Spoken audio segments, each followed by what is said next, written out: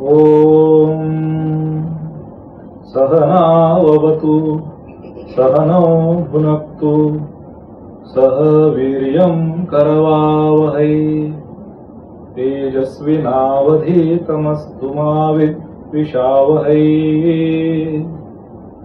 ॐ शान्ति शान्ति शान्तिः। हरिः ॐ।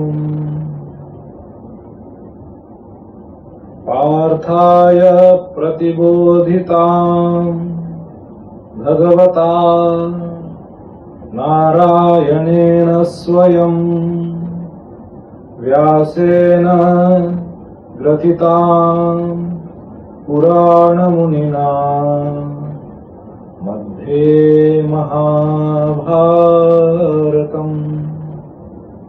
अद्वैतामृतवर्षिणीं भगवतीम् अष्टादशाध्यायिनीम् अम्ब त्वाम् अनुसन्दधामि भगवद्गीते भवद्वेषिणीम्। वसुदेवसुतं देवं कंसचाणूरमर्दनम् देवकी परमानन्दम् कृष्णं वन्दे जगद्गुरुम्। मूकं करोति वाचालं पङ्गुं लङ्घयते गिरिं यत्कृपातमहं वन्दे परमानन्दमाधवम्।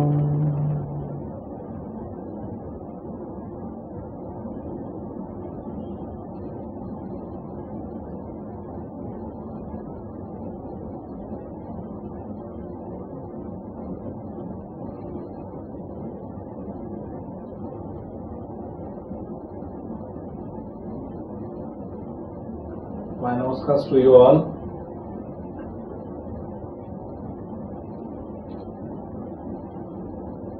We are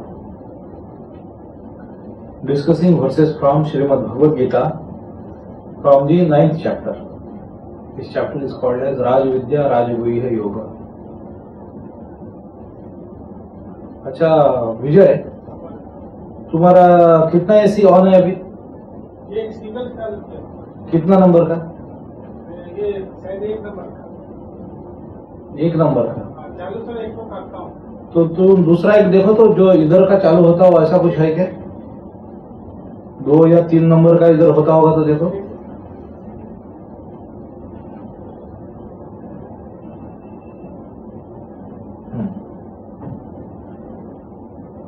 So in the last class we had this has been said earlier also, that how this 9th chapter and these verses, how is it as if where Bhagavan had left his train of thoughts, now he is as if taking it again, picking it up and continuing with his idea. So I had cited you, so there would be many instances, especially in the beginning, where we will see the resemblance and connection to the 7th chapter. So I had cited about this first verse, where it is Jnana Vijnana, etc. These terms are again referred, and same thing is again called here as Rajavidya Rajaguhya. So it is greatest of the knowledge, greatest of the wisdom, it is greatest of the secret, Rajaguhya. So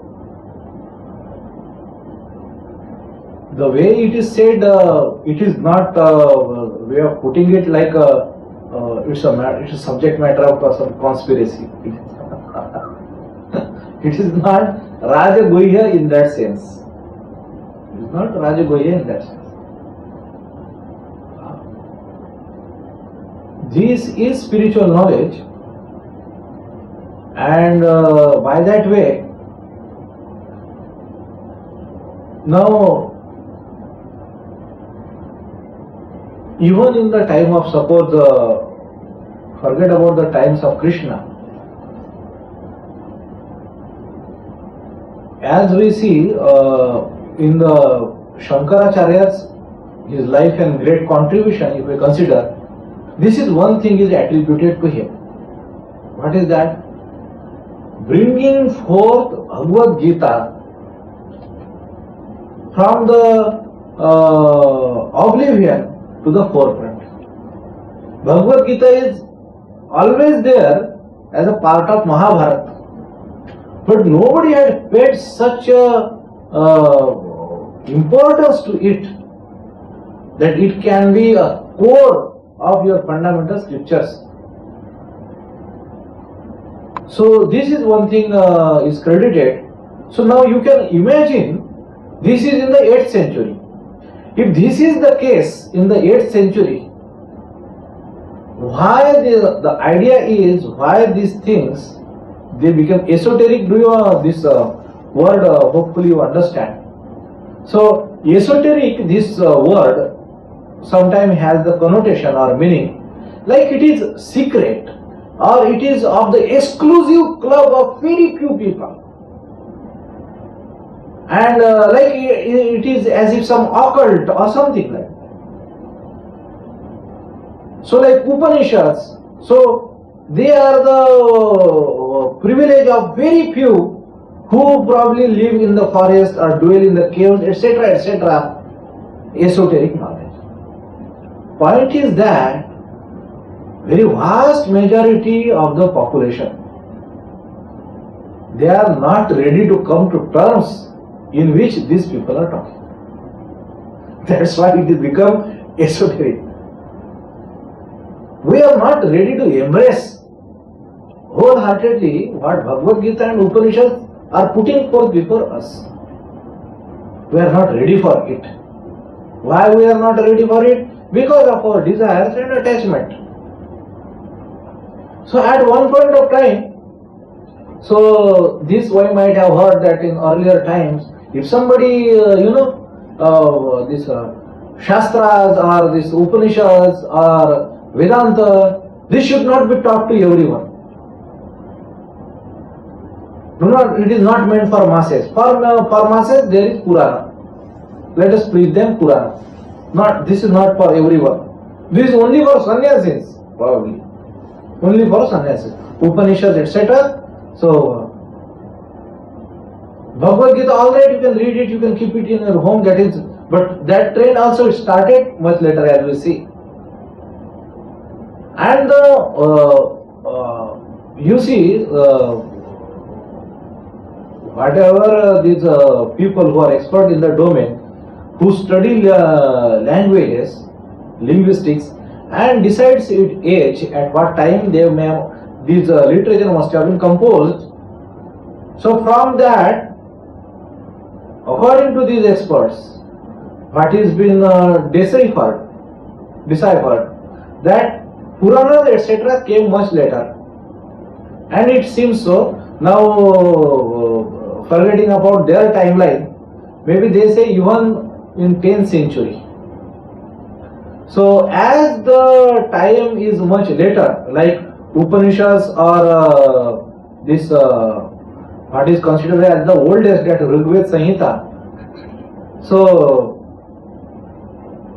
there are other factors also. So what they say 2500 BC. So because when this research was taking place, even at that time, just say suppose 150 years back, not before that. So even compiling of all Vedas, that's happened just between 200 to 150 years back, within that period, not before that. Imagine, who was the person who did it? It was not an Indian person. He was a German professor.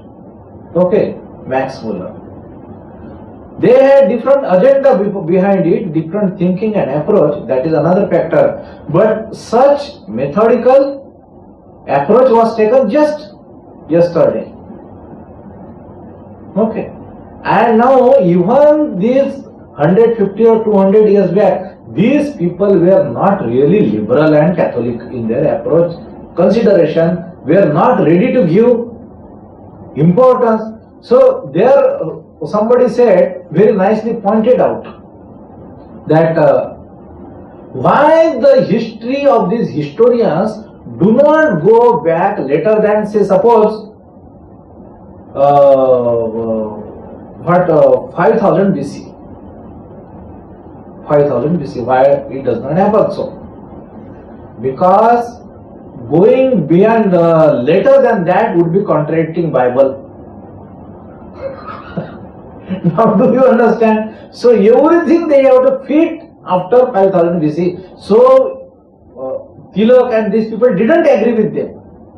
Anyhow. So point is that they think that whole creation came into existence at 5000 BC. So how can you date something historically so as far as they go up to 4000 BC? So that is ridiculous.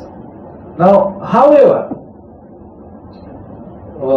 apart from this discourse, what we see, this is very clear though, that Vedas, this portion, especially Samhitas, they are older. Upanishads are the end portion of it, that's why they are later. But Puranas, etc., they are much later. Much later. From their language, it is clear. Now we understand that how Upanishad comes into existence. So those were not crafted. Alright? So there was not an assembly and there was not an body who came to decide, let us write Upanishads. So that's why they are called as revelations.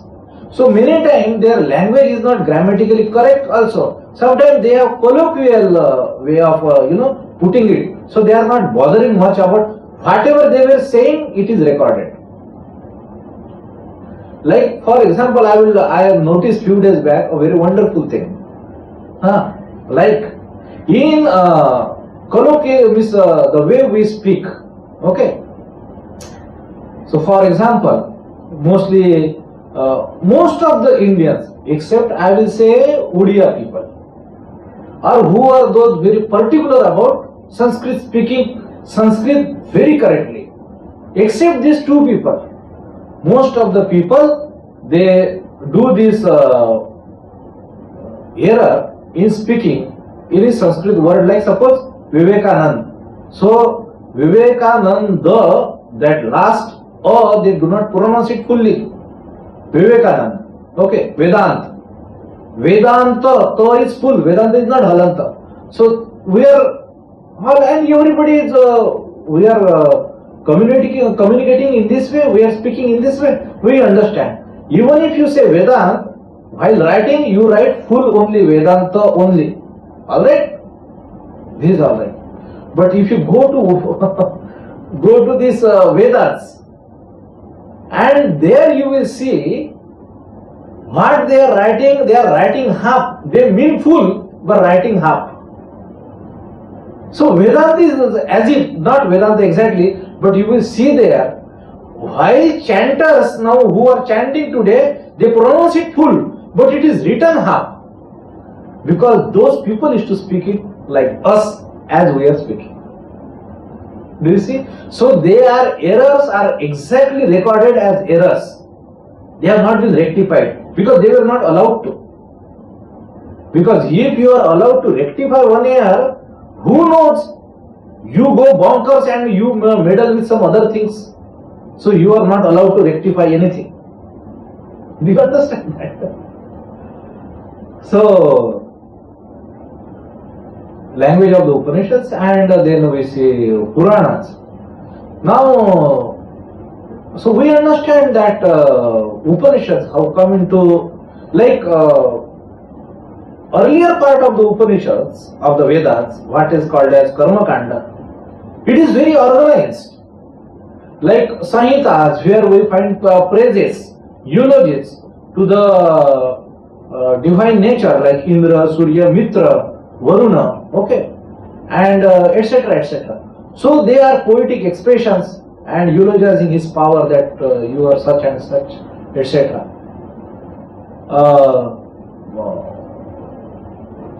then what we see as Brahmanas, which are the majority portion of the Vedas, they are very structured, because it is about the methodology, about how you conduct your different rituals. Brahmanas. So they are very thorough, that's why the Vimansaka, the school which is based upon that, which has its whole focus upon it. So they are very methodical in their approach. Vimansaka. Vedanta is called as Uttar Vimansaka. They are called as Purva Vimansaka. So, so it is not that it was not there. So Brahmanas, Aranyakas, they are coming first. And then are coming Upanishads. But Upanishads does not take that approach. Upanishad does not take such approach. They do not want, so rishis who are speaking, so that knowledge is as if, enshrined in those words. So whatever way it has come out, whatever way it has been passed on to the next generations, and that's how it has been written. So that is the Upanishad. Alright. Now, what about the Puranas? Puranas look like they have been written exactly like some person sits, as if it said they are all 18 Puranas, they are attributed to, composed by Veda Vyas, Maharshi Vyas. And they are, because they will start with, like any other book you will start, that I pray to Guru and I pray to deities, etc. and I am writing this. So they exactly start like a book. They have been composed, and their language, there is a difference. Puranas. Now the question is why Puranas were written in the first place. What is the this Purana project? What this project is about? So again, it looks like that what was considered as very esoteric, what was very considered for very few.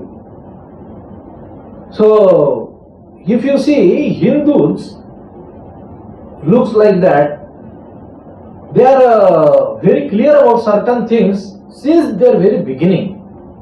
Like if you, for example, if you take Varnashram Vyavastha, so what they are saying, children should live with the Guru.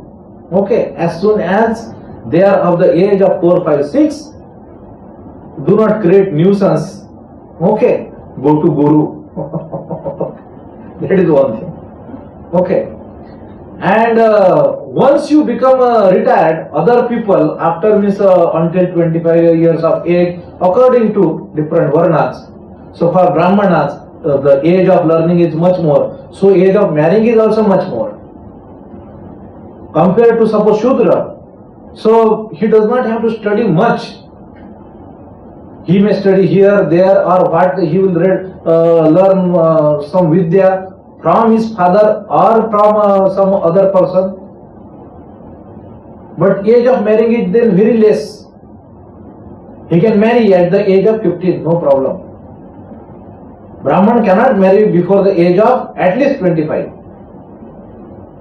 or 30. 30 is the marriageable age for the Brahmana. Alright. Now, certain things are one way, more or less, like thumb of rule, like heuristic. Okay. So some Brahmana married at the age of 29, he is not put into jail. Or some Shudra, he does not want to do that job and want to study something, so he is not put into jail. That is not the thing. So this is like what we call a rule of thumb. Okay. The heuristic, more or less. So, if we see these ideas, so they have Brahmacharya, Grihasthashram, Vanaprasthashram and Sannyas. So after your working age is over, so you will not retire at 50, guarantee. So at least you will take some 60, 70, or more also. Still your working age is there. And when at the end of the day you want to retire now from the active life, want to reach to the life of contemplation, etc., then the aranyaka, this phase starts. It is somewhat between sannyasa and grihasthashram. So you leave, upasana is more focused in the aranyaka, and sannyasa is the highest, that you must give up everything. Okay. So sannyasa is being the highest, and there were like very few people who directly go to, without going to grihasthashram, they directly go to sannyasashram, and only such people, they were capable of discussing Upanishad, etc. So point is that Hindu view of life, how it was. So they are one way, their focus is grihasthashram. Their focus is not sannyasashram. Okay. So they are very enterprising and oriented by money, prosperity, and all the enjoyment. They are all oriented by these people. So this is the vigorous society. This is what grihastha life is like. So do business, earn money, enjoy nicely. Okay. So children are with the gurus, old people are in the forest, sannyasis are doing the mission. They are not even out of concern. So you are young, robust and vibrant society. So nice arrangement. You can see the outlook of these people. Okay. Now some person like Maharishi Vyas must have thought these people are going too much. So too away, because they are terming these Upanishads and this knowledge or dharma, moksha, it is too cut off from the society. So how to bring it? So Puranas are composed. So taking this principle in the form of sort of, they will engage them, and you see, when we are talking about the varnas, most of the time they are talking about the men. They are not talking about the women. Where are the women? They are always in the society. They are always in the society. So, and these things are always repeated. So Swamiji said that when he went to West and always, so women are always the protector of culture and of the dharma. Women are the real protector of it. They help continue these things. So Purana in one way also target this audience. Purana also target, because they are cut off from that. You are not being allowed to read suppose Upanishad. Although we see there are rishis who are women in the Upanishad itself. But when these things are proliferating, taking more structure, so human being basically being very selfish. So they connive and design so many things to further our interest. So, probably the lower rank of the people, say suppose Shudras, they are not going to here study, but be sure, very sure, they are definitely participating in war. It is always so, always mentioned. Here, until very recent history, it is always. He is Vaishya, Shudra and Kshatriya. All, and if required even Brahmanas also. All participate in the war. There is no doubt about this. So when you do not have duty, when there is a crisis, all participate in the war. So, and even the female counterpart of these societies, especially of these suppose Kshatriya, Vaishya and Shudra, and so they had been very ancillary forces conducting these big projects or situations like war. Now, so Puranas are composed of when these people who are not, so to say, spiritually such predisposed, and very highly inclined to consider these ideas in toto, in just their bare bones, feel inspired and commit to it. When they are not, so they have been given these ideas, these principles in somewhat served in different forms of stories, which they can very easily correlate to and remember, and step by step what will be little good thing to do, what compared to what you are doing, how it is to be done. So earlier the job was of the Brahmanas to keep society in somewhat order. That day one gentleman came, so he was from Kabir Panthi Sadhu, okay. And I asked, I did not know much about it, so I asked, inquired that what is. So he told me that in this pantha, mostly lower caste people become sadhus. So though they are not sannyasis, but they take such life of contemplation and holy life, as we say, given and dedicated to God, as the path shown by Kabirji. Now, so far so good, I was inquiring. I wanted to dig. So, what is the teachings of the Kabir Pantha, etc. So this is my practice. I try to know, because I do not go everywhere. So whenever I come in contact with the people, I try to know and learn from them. So what is their teachings? What is the emphasis upon? What is the core idea? What is accepted? What is not? What is tolerated or not tolerated, etc., etc. So various ways. Sometimes, many times happens. Not all the time these people are very knowledgeable. So we can learn from them. So they are ordinary holy men. So they have been inspired by such life and such ideas, and they have taken to such way of life. All right.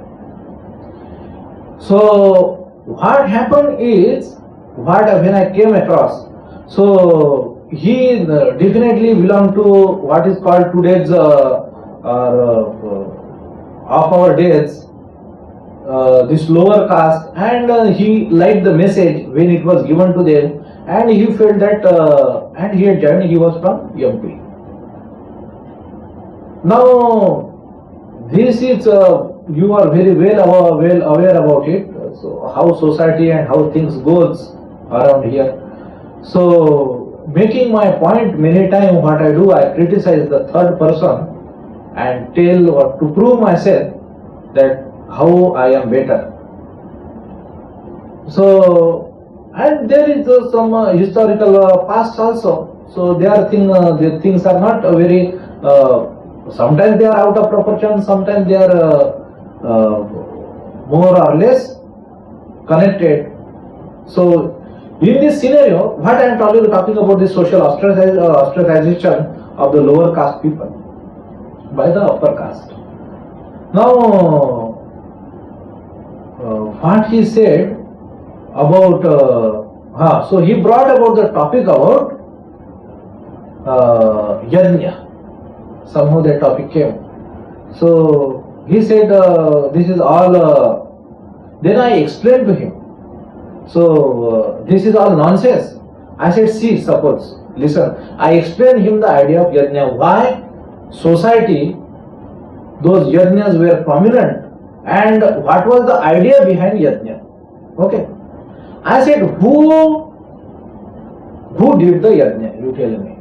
Who did the yajna? Only rich, powerful people did the yajna. What is to happen in yajna? Whatever may be his puja, mantra, that anything, is there bhandara or not? You tell me. Yes, yajna means feeding to the people.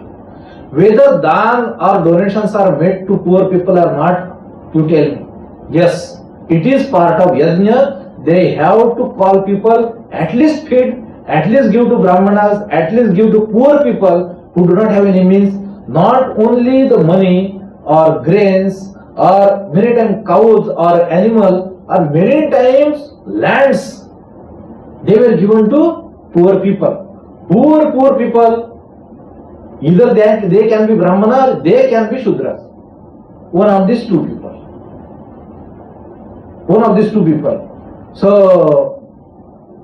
So you tell me, I said, whatever, whether that Yajna, that Indra, Varuna, that is Agni is true or not, whether society was benefited by it or not, you tell me this one thing. He said yes. This I agree. I said, if this fellow, one who is very much attached for his prosperity, if a king want to win over the other king and very much ambitious about it, okay, and there might be some other person, maybe a Kshatriya or Vaishya, who want to have more money or something like that, or a beautiful son or his prosperity, and by this excuse is some wealth is extracted from him and diverted to poor people. Is it a noble cause or not? So yes, definitely it's a noble cause. So Yajnas, Brahmanas, in one way, it was trying to keep in check the desires of the people, try to keep some order. Now Puranas, when comes, they try to really, instead of by the threat of the hell, like the Sanhitas or Yajnas they use, that if you do not do, then there is a adverse effect, or there are very glorious futuristic result. You go to Swarga, you get Indrapada, etc., etc. Instead of that, Puranas take different approach. They appeal to the people. They try to motivate. They try to inspire, and really consider this and it is trying to reach out the wider masses, not only the few people, and through whom they are trying to reign and control the society. So Puranas take a different approach. They are speaking to all kinds of people and instill them some ideas of ethics, values, and nobility, and how life should be looked at, looked forward to, how one should live life, and different examples are created. Now, so these are Puranas. This is what generally our religious life has been filled with, guided by, and this is had been our society.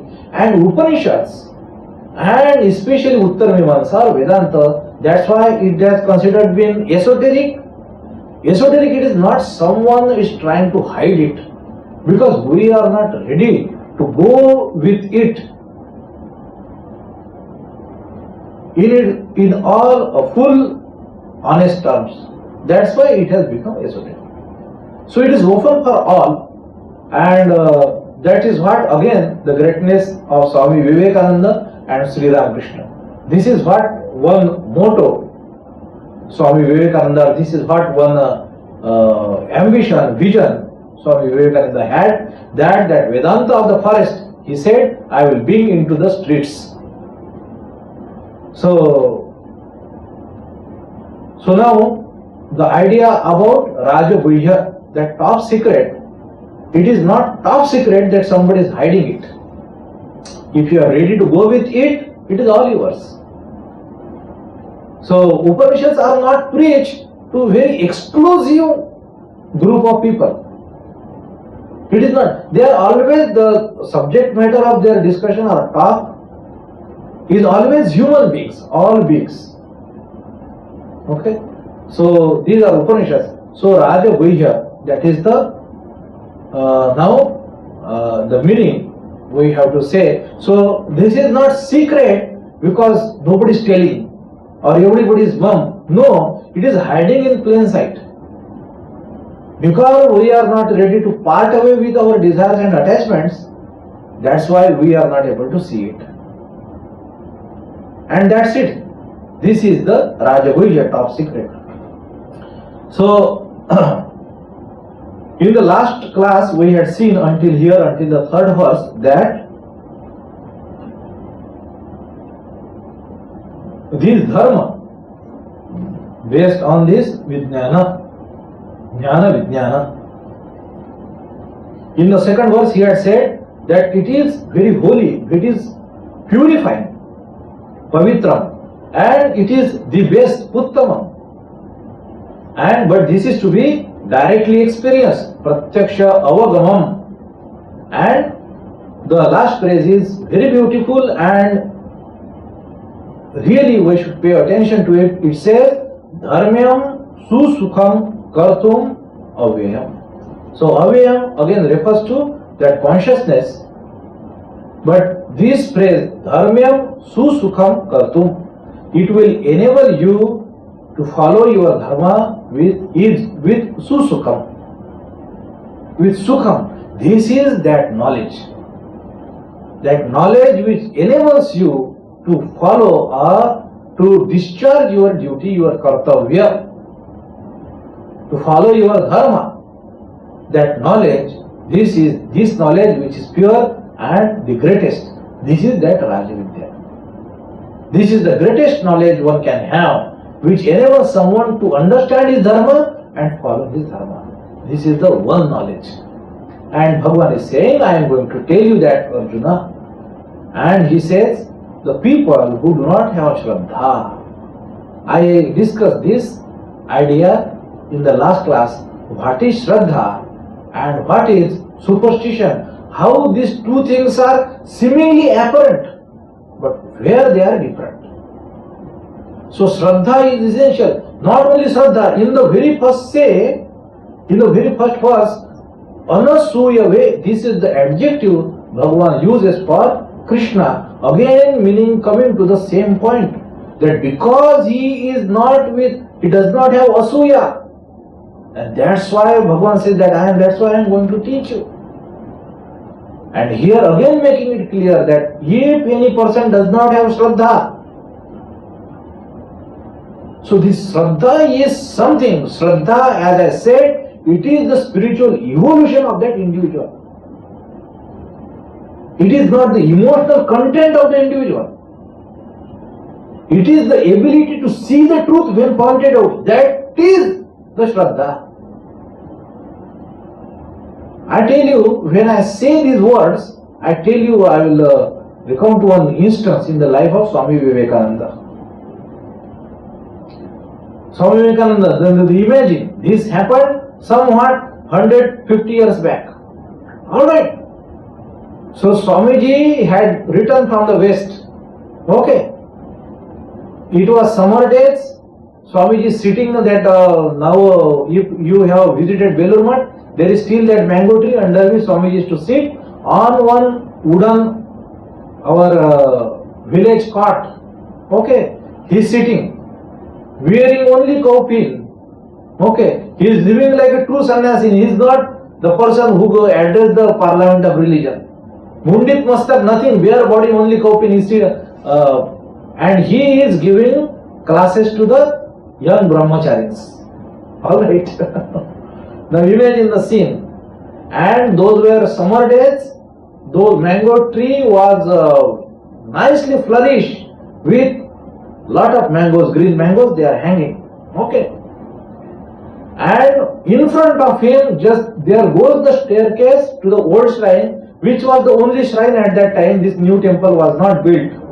Swami Premanandji Maharaj, who was the manager as well as the pujari of the mandir, he is going for the preparation of the arati, and he remarked that he got displeased. These fellows are simply, chatting with Swamiji and not following a routine. So they should have by now dispersed and wash themselves, etc., and be ready for the arati, do the arati the preparation. There would be a few things, etc., to arrange, etc. So Premanandji Maharaj, his manager, he is in charge of these things to see the order and conduct of the whole monastery. So he has the authority and he is very stern about it. Swamiji as well, he is more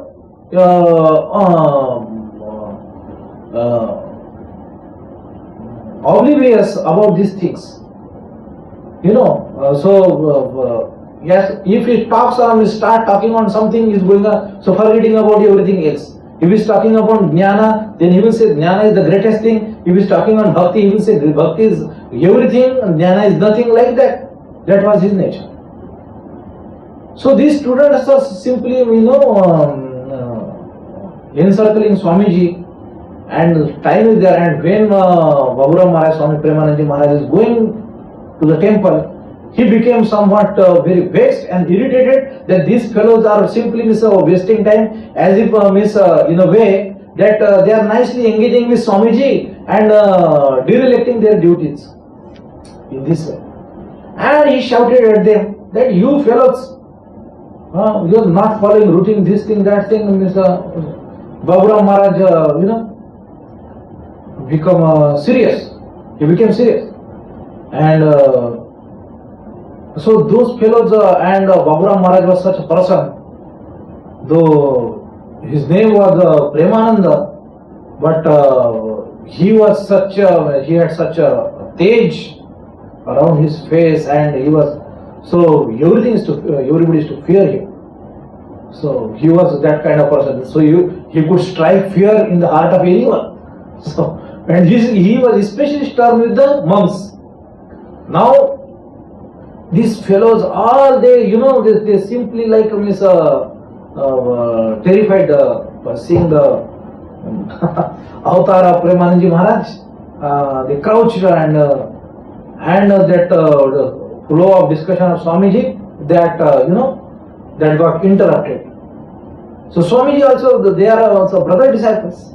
So Swamiji also got very vexed and interrupted. Says, then he said to Baburam Maharaj that you think Bhagavan, God is the only inside your temple only, and God is God is not everywhere outside. That this is not worship. What we are discussing about Vedanta, that this is not worship.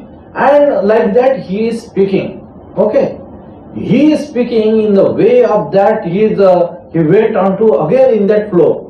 Okay, and then he is saying that everything is Brahman, and see Brahman here, and this is Brahman, and pointing at the mangoes, etc. He said that this is Brahman also. He said that. Now the people who were standing there all, at that point, who were the witness of those instances, they say that it was not an ordinary remark, it was totally an experience. It was totally an experience, that it is as if that they are having the realization of it. So this is not the first instance in Swamiji's life. It happened many times. He went into a flow, he is speaking, and people are just as if they have been brought on the brink of the experience itself. There is a similar story in the probably Mahabharata. So they are wandering, Krishna and Arjuna. So Krishna points out that that jamun, what is called as blackberry, probably I do not know, jamun tree, and there were bunches of that on that tree. So, and Krishna is saying to Arjuna, see, I am in every fruit of this. Do you see me? And Arjuna says that yes, I am able to see you, that you have become the every jamun on this fruit. That big tree, if you have ever seen a jamun tree really, so they are huge trees and there are bunches of it, all dark pulpy fruits. And Arjuna says, I see you in every one of them. Do you see that? So Anusuya way and Shraddha is this quality, that when Guru points out, you are as if realize the truth. You get the sense, smell and orientation that truth lies there.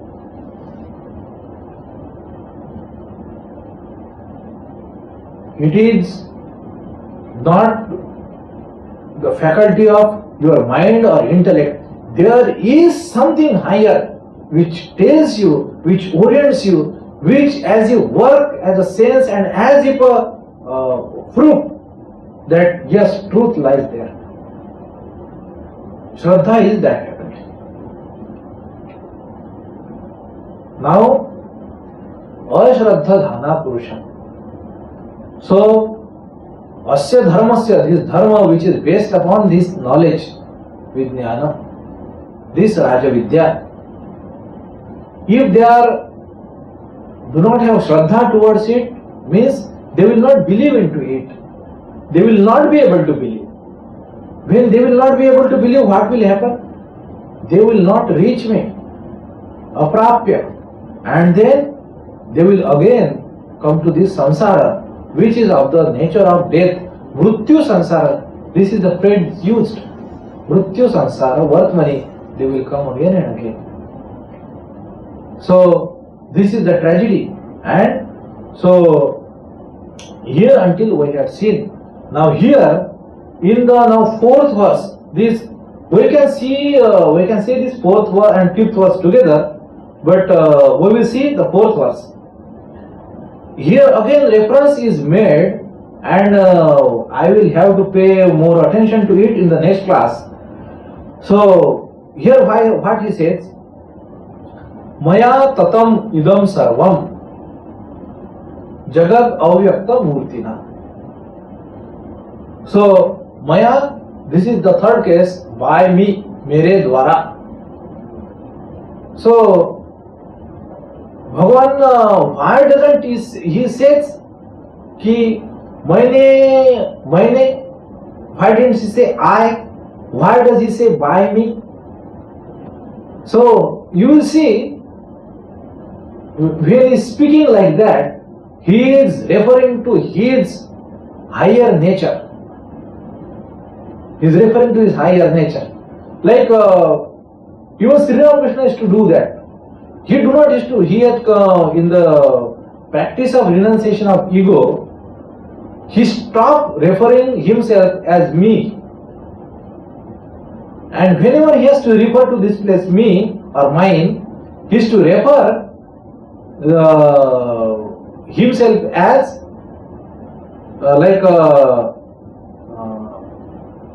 this place. In Bengali, ekhankar, ekhane, means this place, of this place. He is to refer like that.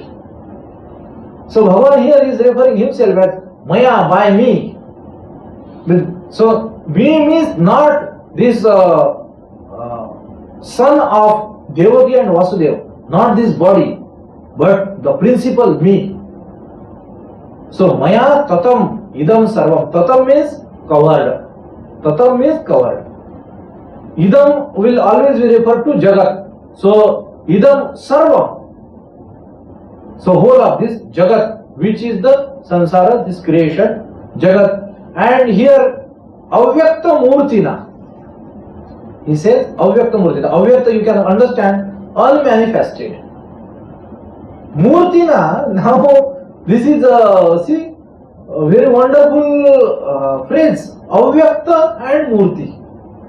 Which is murti, means it has come to form, isn't it?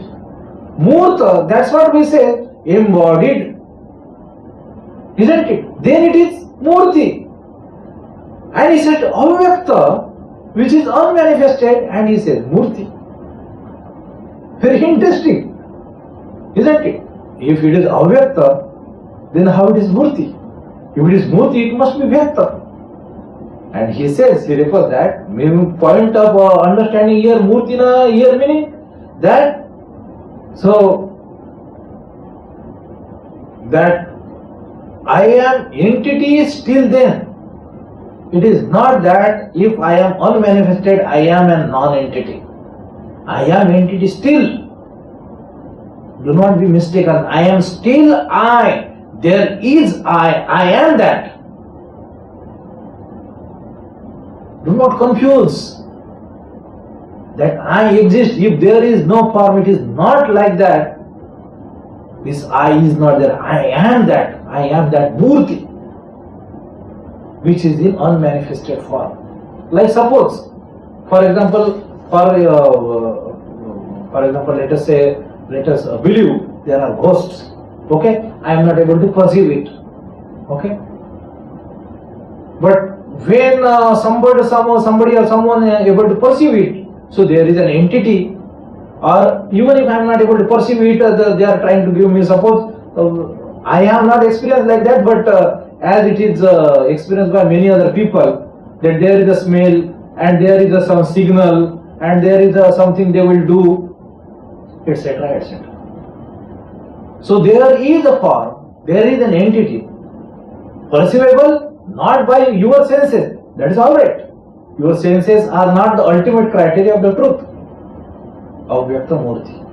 By this Avyakta, I have covered, enveloped everything, whole this samsara, jagat. Maya tatam idam sarvam.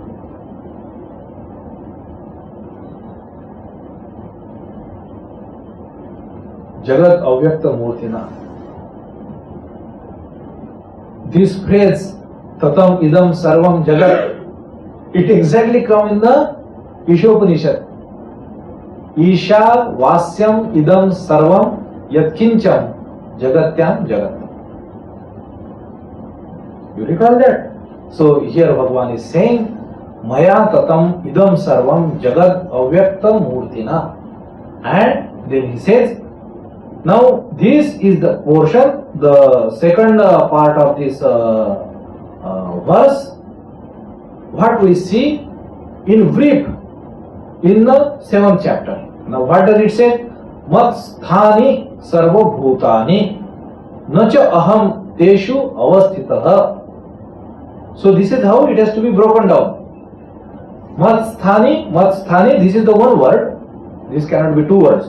Sarva bhutani and na chaham. Chaham means not like attraction. So nacha aham teshu avasthitah. Teshu avasthitah, it has to be broken down into teshu avasthitah.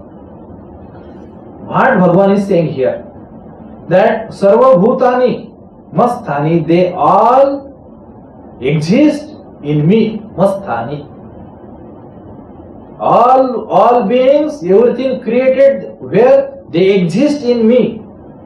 And again he makes clear, nacha aham, that and I am not in them. No aham teshu avasthitah, I do not exist in them.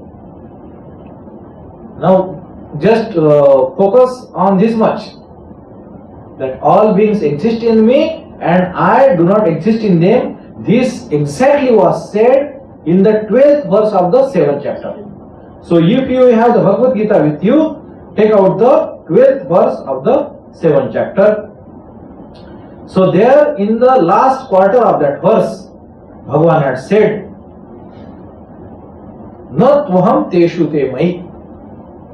He had said, in a very brief phrase, he had said, here he has now expanded that, the same thing. Na tvaham, na tu aham teshu te mai. That they exist in me, I do not exist in them. So this is a very wonderful phrase. Now Bhagavan, he has as if that talk, he could not develop that idea. Now he has brought it up again, because at that time he had said that Arjuna, I will give you this special knowledge, what is called as Vijnana, Vishesha Jnana. And here he said that I will give you this Raja Vidya, Jnana Vijnana Sahitam. Again he had said, and again he brought the same idea. So this must be very important when Bhagavan is not letting it go and want Arjuna to understand it and not to make mistake about this thing. So this must be very crucial. So that's why Bhagavan is again referring to it, again bringing it up.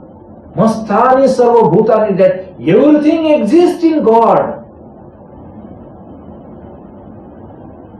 So God is like superset, and we are all the contents of it. Okay. So, but I am not in them, I am not the content of the individual. Whenever you say individual, then it is with ignorance only. Then when you are making demarcations are with respect to body and mind, because in spirit there cannot be any demarcations, so there cannot be any individualities. So I am the spirit, I am the essence of very knowledge. So I cannot be the content of this ignorance. I am not. I am not. That's why I am. हम बहुत सारे लोग बोलते हैं ना, तो अरे तो गीता ने क्या, गीता तो यही बोल रहे ना, सब में तो भगवान है. उसको ये वर्ष पता ना कि भगवान दो दो बार ऐसा बोल रहे हैं कि मैं तुम्हारे अंदर नहीं हूं. है कि नहीं? So we take many times very superficially and very casually and very lightly not to do that, because at that time also Bhagwan cautioned him that we, Arjuna, do not make mistake. Do not make mistake. When he is saying that I am in everything, and immediately he came upon this word that I am not in them. Aham teshu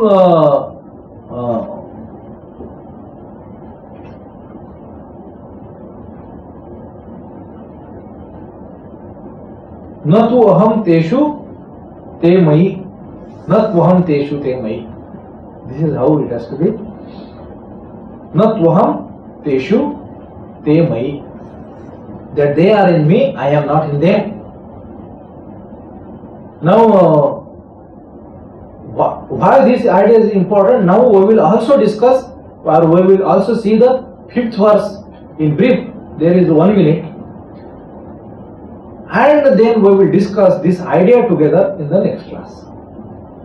What he is saying, see, until now he had said that all beings are in me, I am not in them. And now he says, Nacha matsthani bhutani, that these beings not in me.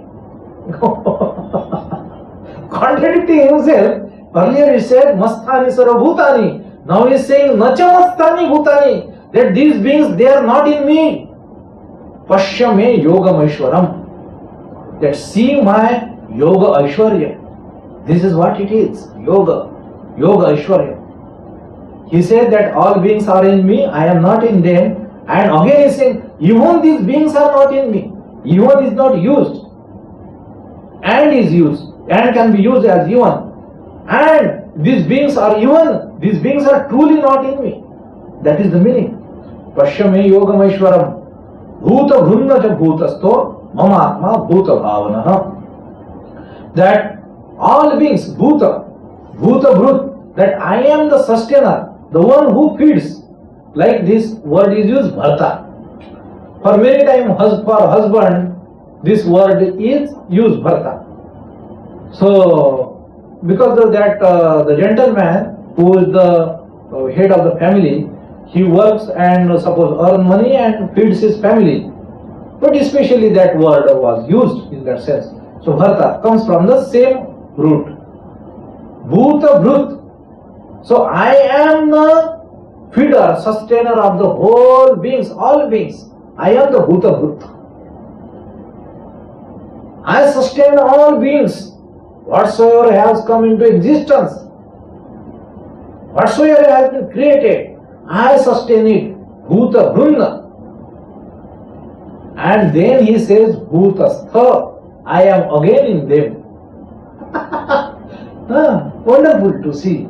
So, but why these contradictory terms are used? They have been always used in Upanishads. So, to point out that you should not make a mistake in understanding one thing for other. Here he says, Bhutastha. I am the indweller of the beings. And he says, not only Bhutastha, Bhuta Bhavana, I have become everything. I have become whatever is existent. A terrible statement. So, really, So this is what Bhagavan says, Pashyame Yogam Aishwaram. This is Aishwarya of my yoga. This is the glory of my yoga. See this, my yoga, Arjuna. Do you understand it?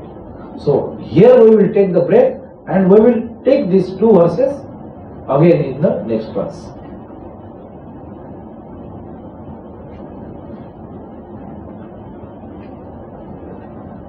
Om Shanti Shanti Shanti Harihi Om Tat Sat Shri Ramakrishna Arpanamastu.